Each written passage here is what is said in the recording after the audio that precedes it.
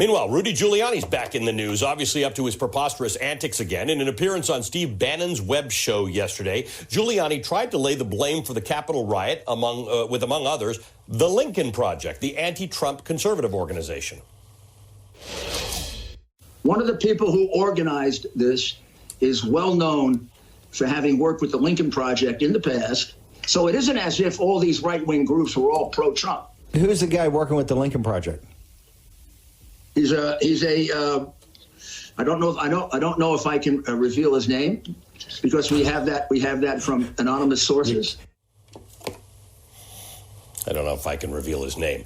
Here's what the Lincoln Party founder and former Republican strategist Steve Schmidt had to say about the allegation. Quote, "We are going to sue the expletive out of Rudy Giuliani. I'm so happy that I'm literally choked up." Let's bring in Steve Schmidt, co-founder of the Lincoln Project. He was operations chief for John McCain's presidential campaign in 2008. But last month, Steve registered as a Democrat after 29 years in the GOP. I was listening to that thing, Steve, and I was waiting for your tweet because that was some crazy nonsense. Rudy Giuliani said it. Even Steve Bannon was shocked by Rudy Giuliani saying it and asked him to expand on it. He couldn't.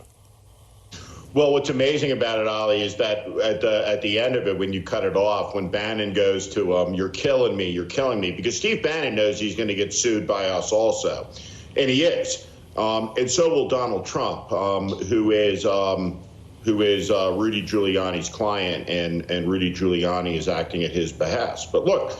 It's very difficult to sue somebody for defamation or libel in the United States, but our lawyers are telling us that Rudy is well across the line, so we're thrilled about this. And it's the weekend. Obviously, our lawyers are working, but as soon as we're able to, we'll take an action. It won't be a frivolous lawsuit. I mean, in a country with the First Amendment, we're all public figures. We're all involved in the fight, but. What he said was ludicrous, was untrue, was defamatory, and if we can sue him, we're going to sue him.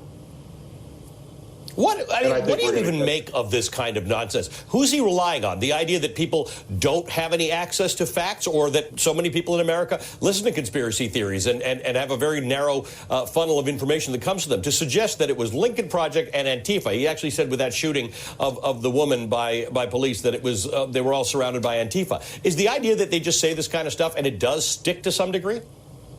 Well, I thought Congressman Jeffries described the situation we're in perfectly, and I'm with him. Is there must be a trial in the Senate to hold the president to account for this. But the bottom line on this is that part of all autocratic movements, right, is the lying. It's foundational to it, and these are lies of authority. And there's a straight line, Ali, from Sean Spicer's inaugural lie about the crowd size, right, where he goes out and he says A is bigger than B when B was clearly bigger than A. These are all lies of authority, right? They're nonsense. They're conspiracies.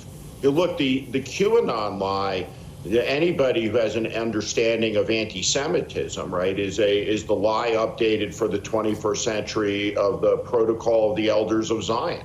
It's the same story. So this is all lies, all lying. The conspiracy is everywhere. And the thing about conspiracy theories is that at the end, they always turn back on themselves. They always devour themselves because there's just nowhere else to turn the story.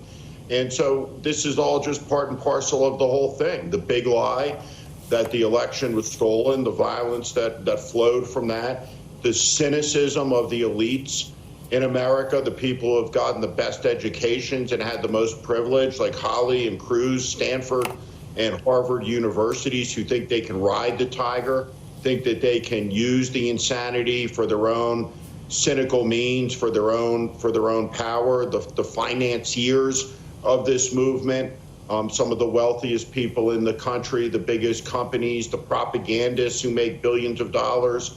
So we have an autocratic movement.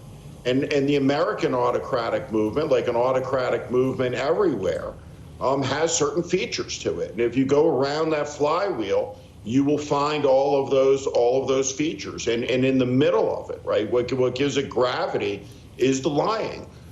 Democracies are built on foundations of truth, inalienable truths. Autocracies are built on mountains of lies. And that's what this is. So you obviously we were talking with Congressman Jeffries about Marjorie Taylor Greene. She's a straight up cuckoo.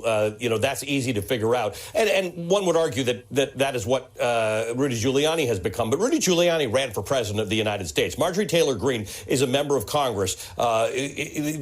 Josh Hawley and Ted Cruz are United States senators. Donald Trump was the president. At some point, how and when does the Republican Party, or something that used to be the Republican Party that you were once a member of, cleave itself from these lies and conspiracy theories in which Jews in space sent a laser to Florida to create a forest fire to make space for high-speed rail?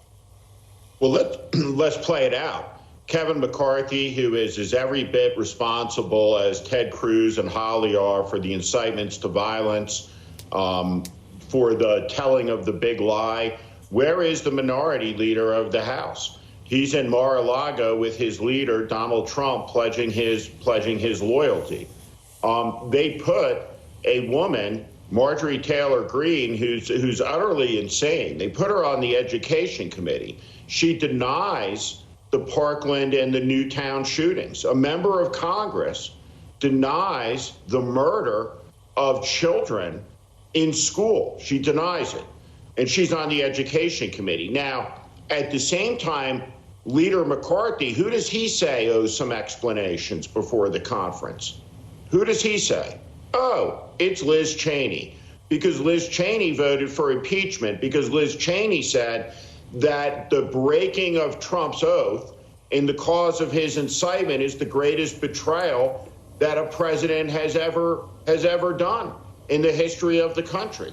And so his focus is on Liz Cheney, right, for standing by the American Constitution, while he encourages, through his complicity, more Marjorie Taylor Greenes. And here's the deal.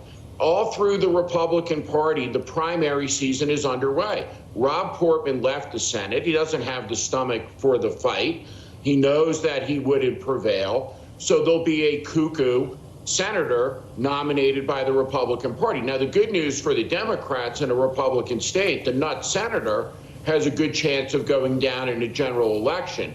And most of these crazy people will lose in a general election. But by some multiple, there will be exponents of Marjorie Taylor Greene's with R's next to their name in the next Congress. And fundamentally, by every conceivable threshold, Marjorie Taylor Greene meets the threshold for expulsion from the Congress. And at a minimum, she should not be given committee assignments. That's at the discretion of the membership of the Congress. And her office ought to be some broom closet, in a sub-basement somewhere. And send a message to the constituents from the rest of the members. If you decide to send an insane person to the Congress, that's your right.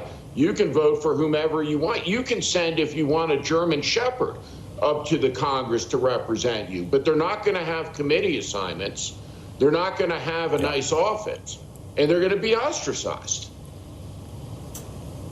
Steve, good to see you as always. Thank you for taking the time to join us this morning. Steve Schmidt is the co-founder of the Lincoln Project.